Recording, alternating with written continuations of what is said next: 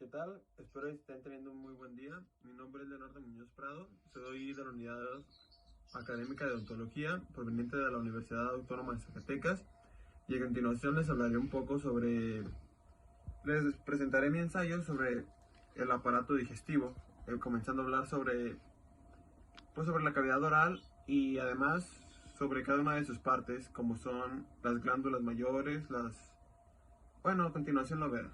Voy a comenzar. Las glándulas mayores se dividen en tres tipos, las cuales serían las glándulas parótidas, la glándula submandibular y la glándula sublingual. La glándula parótida va a tener una secreción completamente serosa.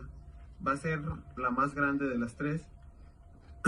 Va a estar ubicada en la región pestiroidea del espacio faríngeo superior, y su conducto excretor va a recibir el nombre del conducto parotidio descens, y este va a estar desembocando en la papila parótida al nivel del segundo maxilar superior. Y pues vamos a tener la glándula submaxilar, y esta va a ser una glándula mixta porque su secreción va a ser tanto mucosa como serosa. Va a estar ubicada en el triángulo submandibular del cuello, y pues su conducto excretor residual recibe el nombre de conducto submandibular o conducto de Wharton. Se asemeja a la gelatina de Wharton que está dentro del cordón umbilical, de ahí su nombre, por eso se asocia, pues de ahí su nombre. Este conducto de Wharton va a estar desembocando en la clavícula sublingual entre la lengua. Y pues por último de las glándulas mayores está la glándula sublingual, y como su nombre lo dice, está ubicada debajo de la lengua y va a tener una secreción completamente mucosa. Ahora aparte también hay unas glándulas abscisiales accesorias o mayores. ¿Qué tal, doctora? Muy buenas tardes. A continuación voy a hacer la tercera parte del video que nos dejó de tarea, y pues nada, mi nombre es Leonardo Muñoz y pues vamos a darle. Vamos a comenzar. Voy a comenzando sobre el tema de la eritropoiesis. Que la eritropoiesis principalmente es la formación de las células del tejido sanguíneo. La hematopoiesis comprende la eritropoiesis, que es la formación de los eritrocitos o glóbulos rojos, la leucopoiesis, que es la formación de leucocitos o glóbulos blancos, y la tromboiesis, que es la formación de los trombocitos o de las plaquetas, como se dice. El objetivo final de la hematopoiesis es mantener una cantidad constante de los diferentes tipos de células de la sangre, obviamente. La hematopoiesis se inicia en las primeras semanas de gestación. La primera fase o etapa va a ser la del saco vitelino. Se va a desarrollar o va a comenzar en la tercera semana de gestación. La segunda fase o etapa hepática va a ocurrir en los comienzos de la etapa fetal. Y la tercera etapa o fase medular, así también se llama, la eritropoiesis, y la leucopoiesis fetal va a ocurrir en la médula ósea roja, como se ha mencionado, y además en otros tejidos linfáticos, alrededor del segundo trimestre más o menos del embarazo, obviamente. En el adulto, los eritrocitos, los granulocitos, monocitos y plaquetas se van a formar en la médula ósea roja. Los linfocitos también se van a generar en la médula ósea roja, pero también, además, en los tejidos linfáticos.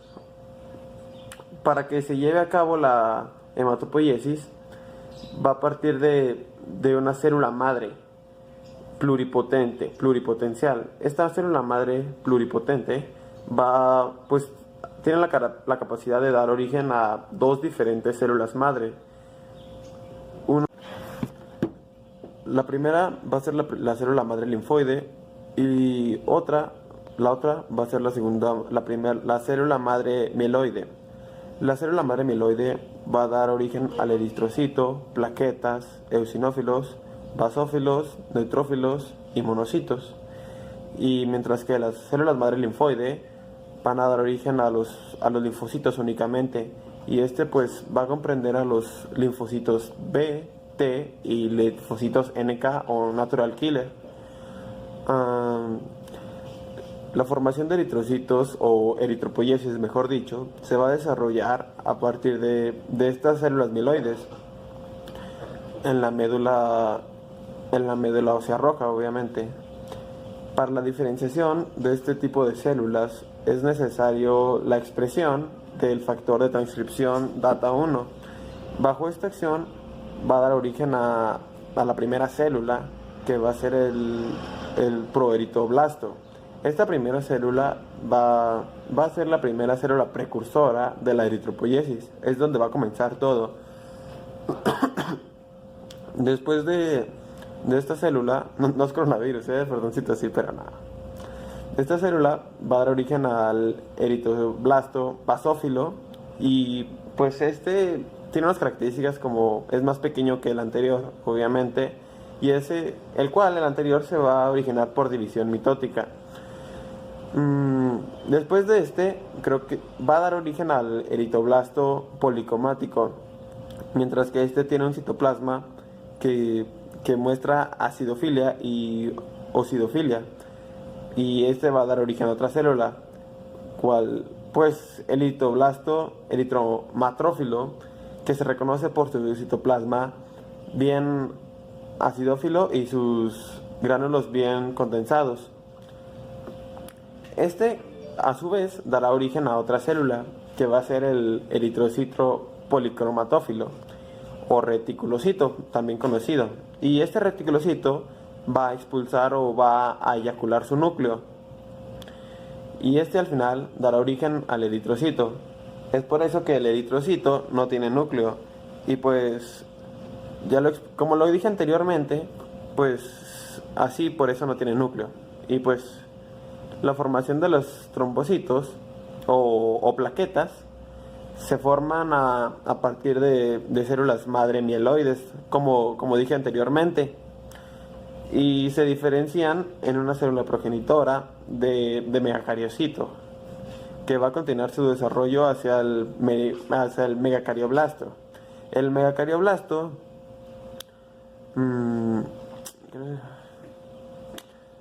pues no hay indicios de formación ahorita de plaquetas. Pues entonces, la siguiente célula de la que les voy a hablar sobre la formación de leucocitos o la leucopoiesis o glóbulos blancos. Primeramente, la formación de los granulocitos se forman a partir del citoblasto progenitor mieloide de la célula progenitora que ya les dije, bajo la influencia de las citocinas como el GMCFF, factor estimulante de granulocitos. Después se dará origen a una célula que va a ser el mieloblasto, que esta es la primera célula reconocible que inicia el proceso de la granulopoiesis, la formación de gránulos. Esta es la primera célula precursora de la formación de los neutrófilos.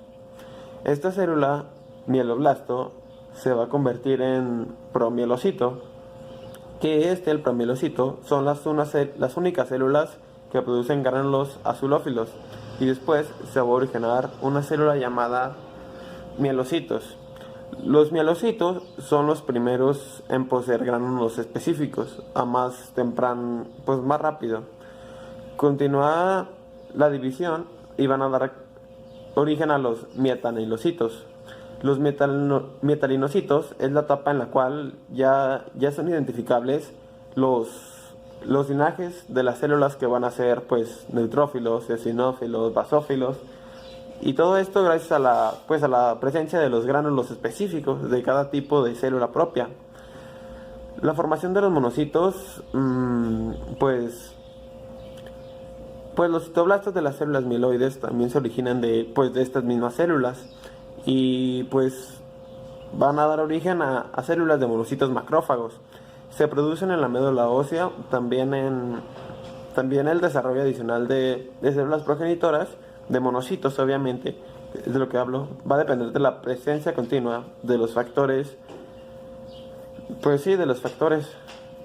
El desarrollo adicional de las células progenitoras de los monocitos va a depender principalmente de la presencia de los factores de transición. La transformación de estas células tarda alrededor de 55 horas y los monocitos permanecen en la circulación alrededor de 16 horas, pues antes de emigrar a los tejidos, obviamente, puesto que ahí pues ya se van a diferenciar en macrófagos tisulares. La formación de los linfocitos o linfopoiesis se va a originar de las células progenitoras linfoides, como acabo de decir anteriormente. Los miembros de la familia Ikaros de los factores de transmisión desempeñan un papel demasiado importante, diré yo, en la diferenciación de las células pluripotentes. En las células linfoides, el factor de la tensión Kata3 está destinado a convertirse en el linfocitos T. Otro factor de transmisión son los PAC5 que activan a los linfocitos T, y es muy probable que las células NK Natural Killer se diferencien bajo la influencia de 1L2 y la influencia de 1L15. Pues esta es la conformación de cómo se va a originar las diferentes células del tejido sanguíneo, la hematopoiesis en sí. Bueno, pues creo que con esto concluiré el video y pues nada, muchas gracias. La primera va a ser la célula madre linfoide y la otra va a ser la célula madre mieloide. La célula madre mieloide va a dar origen al eritrocito, plaquetas, eosinófilos, basófilos, neutrófilos y monocitos. Y mientras que las células madre linfoide van a dar origen a los linfocitos únicamente. Y pues va a comprender a los linfocitos B, T y linfocitos NK o Natural Killer. La formación de eritrocitos o eritropoiesis, mejor dicho, se va a desarrollar a partir de estas células mieloides en la médula ósea roja, obviamente. Para la diferenciación de este tipo de células es necesario la expresión del factor de transcripción DATA1. Bajo esta acción va a dar origen a la primera célula, que va a ser el proeritoblasto. Esta primera célula va a ser la primera célula precursora de la eritropoiesis. Es donde va a comenzar todo. Después de esta célula, no es coronavirus, perdoncito, sí, pero nada. Esta célula va a dar origen al eritroblasto basófilo y pues tiene unas características como es más pequeño que el anterior, obviamente, y el anterior se va a originar por división mitótica. Después de creo que va a dar origen al eritoblasto policromático, mientras que tiene un citoplasma que muestra acidofilia y ocidofilia, y va a dar origen a otra célula, pues el eritoblasto eritromatrófilo, que se reconoce por su citoplasma bien acidófilo y sus gránulos bien condensados. A su vez dará origen a otra célula, que va a ser el eritrocito policromatófilo o reticulocito, también conocido, y este reticulocito va a expulsar o va a eyacular su núcleo, y al final dará origen al eritrocito. Es por eso que el eritrocito no tiene núcleo, y pues como lo dije anteriormente, pues así por eso no tiene núcleo. Y pues la formación de los trombocitos o plaquetas se forman a partir de células madre mieloides, como dije anteriormente, y se diferencian en una célula progenitora de megacariocito, que va a continuar su desarrollo hacia el megacardioblasto. El megacardioblasto